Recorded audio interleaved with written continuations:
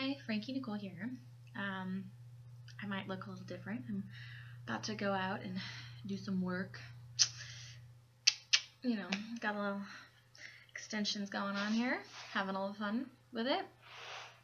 Um, I've been meditating a lot today while I've been getting ready, and um, I have a couple of readings that I wanted to share that I found actually in my box of my shrine that I had packed up from my last place, and I didn't know where I put it, so it was kind of like lost in ether, and I was feeling a little bit discombobulated because I didn't have my my shrine to put all my stuff at. So let's see. Which one did I really want to? Okay, so this one is another love note that I wrote for myself, and it's okay to be disappointed. It just means that you're beautifully human. You have lots of love in your life, and I think that's important to remember because sometimes people, situations, things will disappoint us, and we can't let it, destroy our world, become this huge immovable block in our life that keeps us in the same place that we are, because life moves forward no matter what. People move forward no matter what. You have to keep going.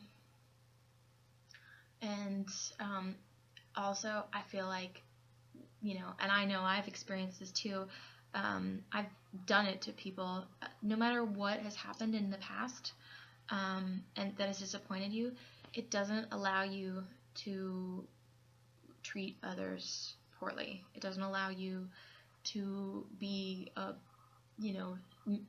continue that energy on to the next person and that you encounter. And it's really important, especially if that person comes to you with open, honest, kind intentions, arms, that you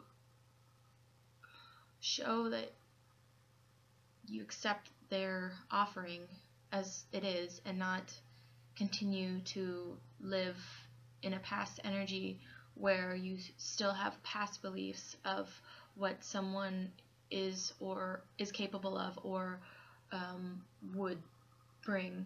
Not everyone clears their energy before they come to another person to start a relationship, any kind of relationship, friendship, partnership, work relationship.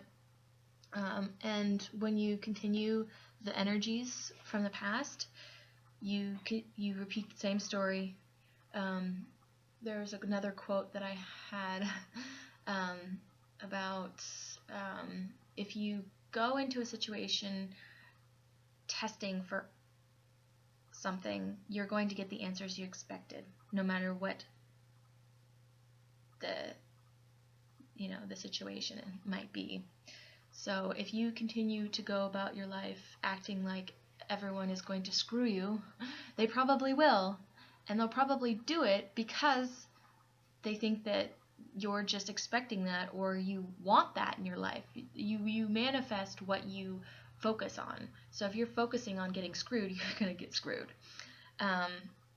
So I found this in a mailbox on the Greenwood Art Walk, and I thought it was interesting at the time when I got it, just the timing of it all. And it's called "The World is Too Much with Us." The world is too much with us, late and soon, getting and spending, we lay waste our powers. Little we see in nature that is ours. We have given our hearts away, a sordid boon, this sea that bears her bosom to the moon.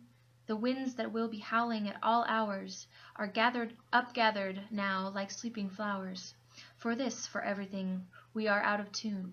It moves us not. Great God, I'd rather be a pagan, suckled in a creed outworn, so might I, standing on this pleasant lay, have glimpses that would make me less forlorn. have a sight of Proteus rising from the sea, or hear old Tritons blow his wreathed horn. William Wordsworth. And what I interpret from that is it's kind of talking about just the weight of the world just blowing you out, pushing you to your limits, and you wanting to expand but still being limited by an old paradigm, an old thought, an old structure.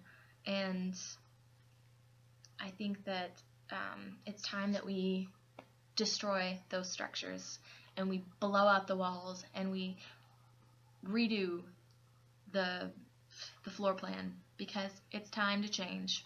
It's time to find something new, and it's time to let go of the old. I also wanted to thank my 6 subscribers. I'm so happy that I get to reach you guys and share my message. And for everyone who's viewing, I'm really happy that I have people who are interested in me and what I have to say. Also, I have some of my artwork behind here, some new stuff. This is Judgment. And then actually this I did a while back, but this is my heart in visual form. Connected outwards. Odd colors, maybe don't go together, but they go together because it's my heart. And there's nothing wrong with the way my heart works, looks, or feels.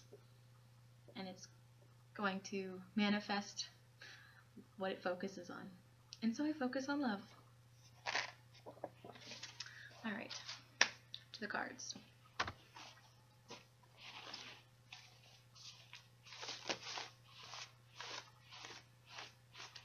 Oh, also, we have Wandsy Queen and Cups Queen over there.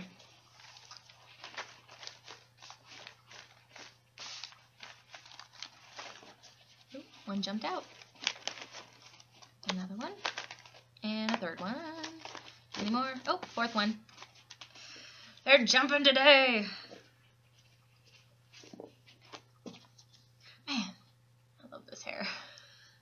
Even though it's fake. Whoa! Whoa! Okay. So we have some aces upon us, and I love this because this is just kind of what we were talking about, blowing out the floor plan and starting something new. Let's start new things. So we have the Ace of Pentacles, which talks about practical things, beginnings, you know, new money coming in, new jobs, new opportunities, new home structures, new friendships, new relationships even. But it's more of a practical, money-wise venture. And next to it is actually the Ace of Cups. So I think it does tend to talk about new love and new, you know, emotions coming in. So I think it's really important. And I love this card. Look at that. So let me get really close here. We have that one spike, like it's a rainbow just out of the center of the cup. And I think that's just, I don't know, it's just so awesome. I love it. And the little heart on the cup. And yeah, I don't know. I like it. Hearts. That's my thing. And then we have the universe in reverse again here. So we're talking about finishing up the old, needing help, maybe finishing up the old, releasing the path to start anew, to start fresh, flushing out the old, you know, what was left, so that we can start new. I think that there will be a new beginning that will help push out the old, but it's very important to allow that process to happen, and let go. Release the clinging. The tighter we hold to something, the further it wants to go away from us. Because what wants what wants to be clung to? Doesn't everybody want to have the freedom to move about? You know, when you grab an animal like, you know, a cat, and you know, you're like, oh, I love you, and they're like, ah, get the fuck off of me, because you know, they're like, this person is trying to like kill me or something, because I don't understand them, but they, you know, they're maybe trying to love me, but all I feel is getting crushed and squeezed, and I can't move and go and do what I want. And cats are pretty independent, so it's definitely about releasing and letting things be freed. And then the last thing we have is the Four of Cups. And that talks about kind of holding on to emotions, but also it can talk of stability in emotions. So maybe you have relied on feeling something, and then it has kind of kept you stable, and now there's something new. There's one cup that you're gonna have to like balance everything on, and it's scary, it's frightening, you know. The universe is you're up on the main stage, you're in the spotlight, and that can be really frightening, because you make one wrong move and you know, everybody sees it. But like I was saying yesterday, it's okay to make mistakes. It's okay to be disappointed. It's okay to disappoint people sometimes, because you have to do what's right for yourself. And you know, if they really care about you, if they really want to be in your life or have you, and they are going to accept that sometimes you may fail them, as long as your intentions are not with malice and you express that to them, because communication is very important. Being able to communicate how you feel, and what you feel, and how, you know, the interaction has influenced that, then, you know, it's okay. It's okay to fail, but as long as you make everybody understand the situation, then things are clear and there's clarity. And that's something I have to learn too. I've never been great at expressing my feelings or really being vulnerable, but it's every day trying something new and trying to be something better than I was yesterday, breaking down those barriers and pushing past the safety into something unknown without the safety net, because you may fall, but you may fly, and I want to take that risk, because what is life but not a great adventure to take risks and perhaps fly. Alright, and the last one I have is called The Cup of Tea. Nanin, a Japanese Zen master, received a university professor who came to inquire about Zen. Nanin served tea. He poured his visitor's cup full, and kept on pouring.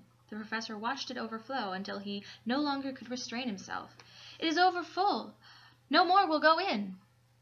"Like this cup," Nanin said, "you are full of your own opinions and speculations. How can I show you Zen, unless you first empty your cup?" And on that note, I'm going to leave you and go to work. Have a great day.